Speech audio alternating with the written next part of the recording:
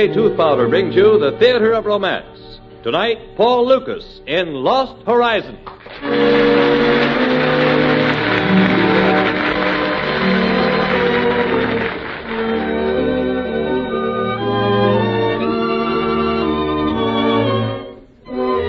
Tonight and every Tuesday night, Colgate Tooth Powder brings you the Theater of Romance with your favorite stars in your favorite stories and plays. And here is your host to tell you about tonight's presentation, James Hilton's celebrated story, Lost Horizons, starring Paul Lucas. Good evening. This story concerns Hugh Conway and the incredible adventure that befell him. Every man dreams of a Shangri-La. Not every man is lucky enough to find one. We were well on our way by plane from India across the towering, jagged Himalayas when I first realized that the plane was not being flown by Fenner, the young British captain who had been introduced to us as our pilot.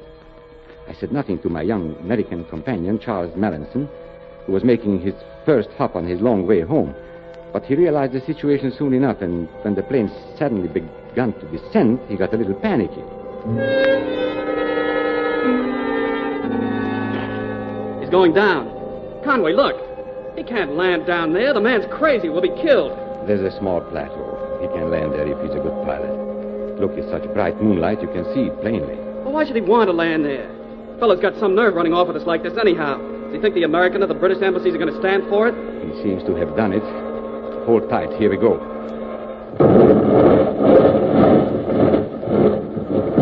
Well, we are here. Well, come on. Let's go see what's up with that pilot. All right. Oh, he's slumped over the board. Here, let me get to him. He's dead. Dead? It might have been a heart attack. Can you fly a plane, Mallison? No. And this one's damaged anyhow. Well, let's get out and see where we are. Hey, Conway. Look. Look, over here. No, over here to the right. Look. I turned, following his gaze, to the end of the valley, and there, standing proud and magnificent, was the most incredible mountain I'd ever seen in my life. An almost perfect cone of snow, so radiant, so serenely poised, that for a moment it didn't seem real at all. And then as I stared, I saw what Mallinson had been pointing at. There were shadows moving down the slopes. Looks like men, doesn't it? Yes. They arrived in the morning. A dozen peasants carrying a richly gowned Chinese gentleman in a hooded chair. Good morning. I am from the emissary of Shangri-La. My name is Cheng. I regret that you have had an accident. We will be glad to make you welcome at Shangri-La. Thanks. We won't stay long. We'd like to hire some of your men to help us on our journey back. We want to return to civilization as soon as possible. I can assure you, Mr. Mellison, that you will be honorably treated and that ultimately you will not regret this accident. You're very kind, Mr. Cheng. If you would be so good as to tell me, what is the name of that mountain? It is called Karakal. That means blue moon, Mr. Conway. It is over 28,000 feet high. It looks like the doorway to heaven. It looks as though it guards something very beautiful. It guards the emissary of Shangri-La. And that, if I may say so, is the most of heaven one could expect to find on earth. It was a long, hard journey across that mountain. The ascent was steep, the air bitterly cold. But we stepped out of the mountain mist into clear, sunny air. And there, just below us, was the emissary of Shangri-La. There was the emissary, and behind it a green valley, radiant with sun and flowers and bright houses. And the great and sudden happiness welled up inside me. And I thought, why, this is like coming home. You have reached the end of your journey, Mr. Conway? Yes, it seems that I have. Mr. Conway, I know you are weary. You and Mr. Mellison will want to rest and bathe before dinner. The room he showed me was so beautifully appointed it would have been done credit to a king. I bathed and changed into some robes that were brought me, and Then I wandered into the courtyard. I could hear music and strolled towards it. And there, sitting at a harp, was the girl I had always searched for and never hoped to find. She looked up as she played and smiled. And I, who had never been in love, was hopelessly, completely, forever in love from that moment. Are you fond of this concerto, Mr. Conway? You know my name? Of course. We've been expecting you for some time. Come, let me show you about the gardens. You were expecting me? Of course. Well, that's very strange indeed, since I didn't expect to come here. What is your name? Lurene. I like it. It is like music. There are a lot of questions I would like to ask you about Shangri-La. Is it permissible? Yes. But you'll have plenty of time to find out all the things you want to know. Oh, I'm afraid not. We are only visitors. We'll be leaving as soon as Mr. Chang can arrange for porters. Would you not like to stay here? They tell me there's a peace and beauty here that's unequaled any place else in the world. I think that is quite true. But this is not my world. Perhaps this is better than your world. Here we have only the good things of the world. Music and books, paintings, sculpture. Have you ever walked in a garden quite like this? Never. And never have I walked with a girl quite like you. You are very beautiful. All things at Shangri-La are beautiful. Oh, there you are, Mr. Conway. Good evening, Lurene. Good evening. Excuse me, Mr. Conway. We will meet again later. She even walks like music. So already you are in love with Lurene. Oh, I didn't know it was that obvious, Mr. Chang. My dear man, it is written all over you. How many people live in this valley down there? Several thousand. They are all under the guidance of the Lamasery. And how are they governed? Very simply. We rule with moderate strictness, and in return we are satisfied with moderate obedience. And our people are most happy. You will see that as time passes. As time passes? You don't seem to understand. Both Mr. Mallinson and I must continue on our way as soon as possible. Unfortunately, that is not in my hands. Well, perhaps some of the village people will guide us. No, none of the village people will go beyond the mountain. But come, we must get into dinner, Mr. Conway. Mr. Mallinson is waiting. Next week, I am happy to tell you, you are to have a most signal honor. You will meet the High Lama of Shangri-La. Next week? Well, that will be very nice. Nice? It is one of the greatest honors that can come to a man. You see, the High Lama meets very few people. And after you have talked to him, you will know why you were brought to Shangri-La. Then it wasn't an accident. This was all deliberately planned. After you have talked with the High Lama, all the things that have puzzled you will be made clear.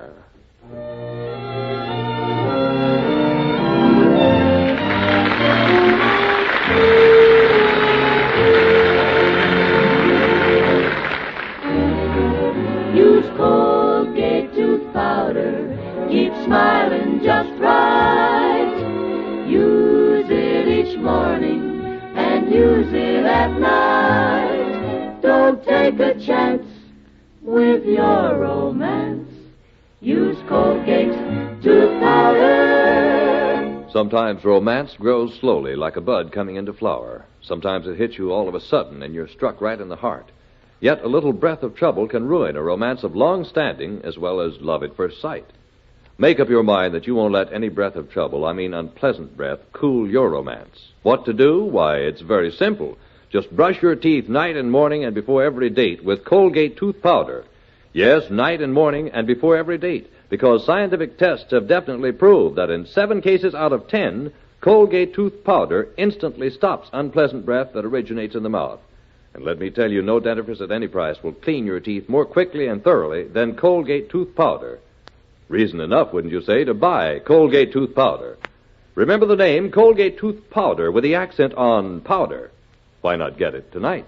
Don't take a chance with your romance. Use Colgate tooth powder.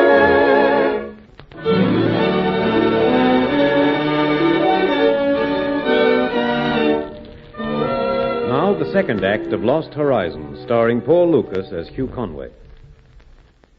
The week that followed our unexpected arrival at Shangri-La was a strange week. And yet, it was the most beautiful week I have ever lived. I was so occupied I hardly realized Melisande was at Shangri-La, too. It was a week of bright color, of laughter that flashed vividly through the village streets, of browsing in the rich libraries among books I had never had time to read, of walking in the cool star-clustered nights thinking of Lo Tsen, thinking and dreaming of nothing but Lo Tsen. And my thoughts were fire, and my thoughts were tears. And I knew that to leave her, to lose her, would be to be lonely forever. And so the week passed. And at the end of it, I met the High Lama. Sit down, Mr. Conway. I trust you have been comfortable at Shangri-La since your arrival? Thank you. I've been most comfortable. I want to tell you a little about Shangri-La. It was established many years ago by a Father Perrault. He came here in 1743 when he was 53 years old.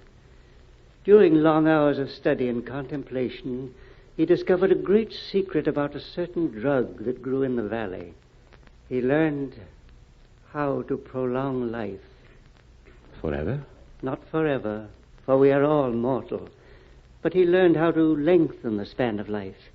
He shared that secret with his monks and with all the people who lived in the lamasery. All the people? Ah, you are thinking of Lo Tsen. Lo Tsen came to us in 1884. She was 18. 18 then? That is impossible. No. She was on her way to her wedding when her carriers lost their way in the mountains. Fortunately, our people found her and brought her here. And what would happen to her if she left the valley? She would quickly assume her natural age, and she would die. Did she want to stay when she first came? No, but no stranger who comes to Shangri-La is ever permitted to leave, Mr. Conway. No one is permitted to leave. You surely do not expect to keep Melanson and me here. We have much to offer a man of your intelligence, Mr. Conway. In time you, like everyone else who has come, will be grateful. Has no one ever escaped? The few who have been foolish enough to try have all perished in the mountains beyond Shangri-La. Mr. Conway, perhaps I should tell you quite frankly that the pilot who brought you here was one of our people. He was acting upon my orders. You deliberately brought me here? Why? Because I am going to die, Mr. Conway, and I wish to place the heritage and the destiny of Shangri-La in your hands. In my hands? I know men. I've followed your life with great interest. I've read much about you. I have pictures of you which I have studied. And I feel sure that I am not mistaken in you, my son. It is a great honor, but not one I'm sure I want. Oh, it is incredible. I can hardly believe it. The fact that you were kidnapped and brought here? No.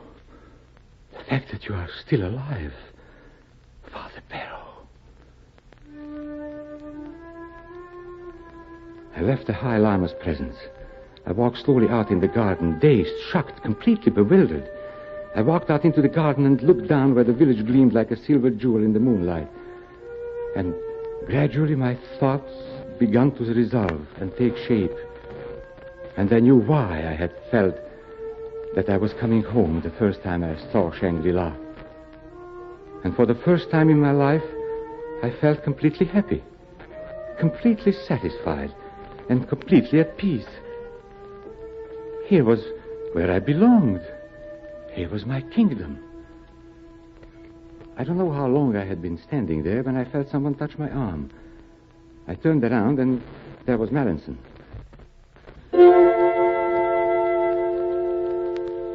Come back to the room, will you, Conway? I've got to talk to you right away.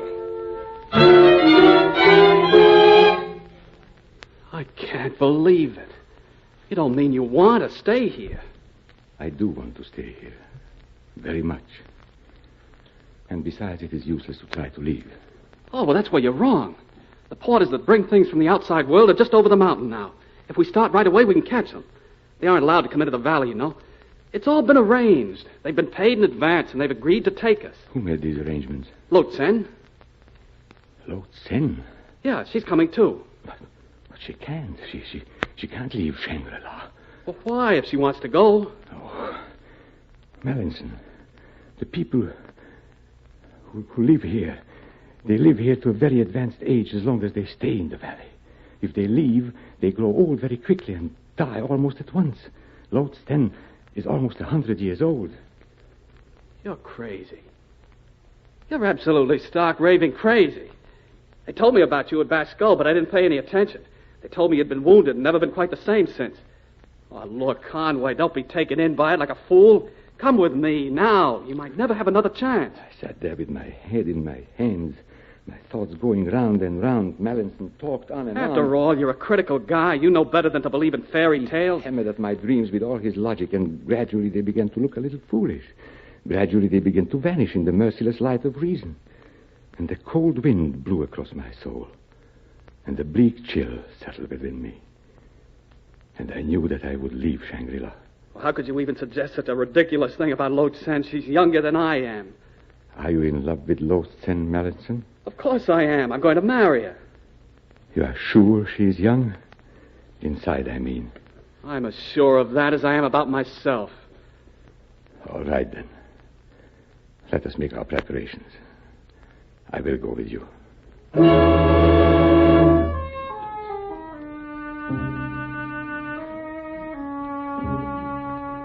An hour later, we paused at the cliff for our last look at Shangri-La.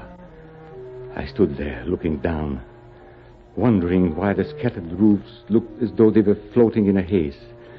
And then I realized I was crying, and that my heart was heavy with sadness and a dark sense of impending disaster. I remember walking, stumbling, climbing mountain after mountain. Melanson and several of the porters who were far ahead let out a terrible, desperate, clawing scream and disappeared into the abyss that yawned darkly below us. And then I remember putting my arm around Lo Tsen and walking on with her into the gale. And then I remember nothing.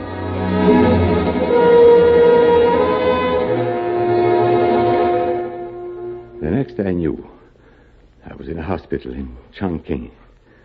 There was a doctor bending over me. Lie still. You've been very ill. You mustn't overexert yourself. How did I get here? A woman brought you. A woman? Where is she? Is she all right? She died less than an hour after she brought you here. She was ill of the fever herself. And of course, she was so very old, she didn't have a chance of surviving. She was old? She was the oldest person I have ever seen in my life. And then I knew.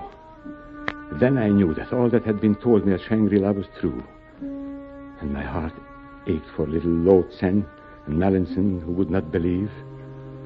As soon as I was able, I started back. I started walking the miles of snow and wind, hunting for a mountain that stood like a tall white cone guarding the entrance to heaven. Drink a cup of tea with us, stranger. You seem ill and weary. I'm hunting for a mountain called Karakal. Do you know it? Well, the mountain of the Blue Moon, I've heard of it. It's somewhere to the north. Thank you. A mountain named Karakal. To the north. I must reach the mountain of Karakal. Beyond this range, you will find it. Karakal. Karakal. Karakal.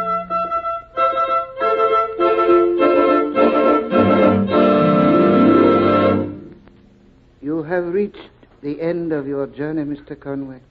Mr. Chang. Mr. Chang. I have come a very long and a very weary way this time.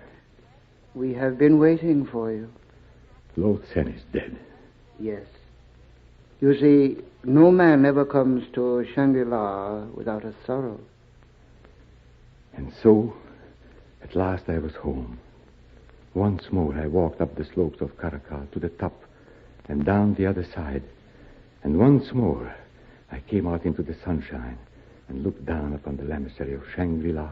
And suddenly my weariness slipped from me, and I began to run from sheer joy and exultation. I ran through the gates, and there was the High Lama, his face radiant, his hands raised in blessing. Your kingdom welcomes you, my son. And it was my kingdom and my home. It was the place where I belonged, the place that held peace and beauty for me, and complete contentment. Shangri-La.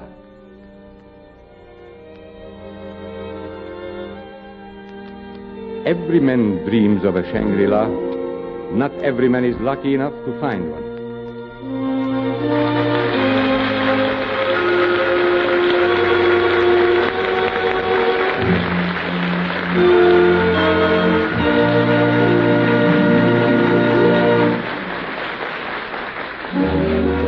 Use Colgate tooth powder. Keep smiling just right. Use it each morning and use it at night to help you rate with every date. Use Colgate tooth powder. When she was a little girl, Josephine was the May Queen. She was so pretty, everyone said she'd be married before she was 20. But it didn't happen. Josephine is now 22, and no wedding in view. If she only knew, it's on account of a little breath of trouble.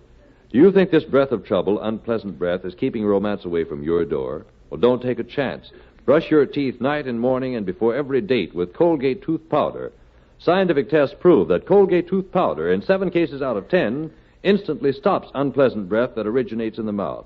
So use Colgate tooth powder for all it's worth. Money can't buy a dentifrice that will clean your teeth better than Colgate tooth powder. Remember the name, Colgate tooth powder, with the accent on powder. Don't take a chance with your romance. Use Colgate tooth powder. In tonight's play, Paul Lucas starred in the role of Hugh Conway. Eric Linden played Malleson. Edgar Staley was the High Lama.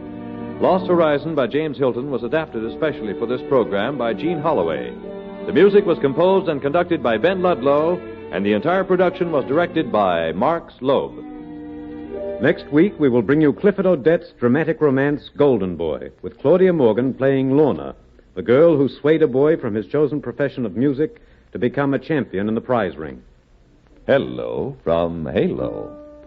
Halo, everybody, halo. Halo with the shampoo that glorifies your hair. So halo, everybody, halo. Never use a soap, for soaping dulls your hair. Halo means natural beauty. The first time that you use it, you need no lemon rinsing after you use it. So halo, everybody, halo. Halo shampoo, halo.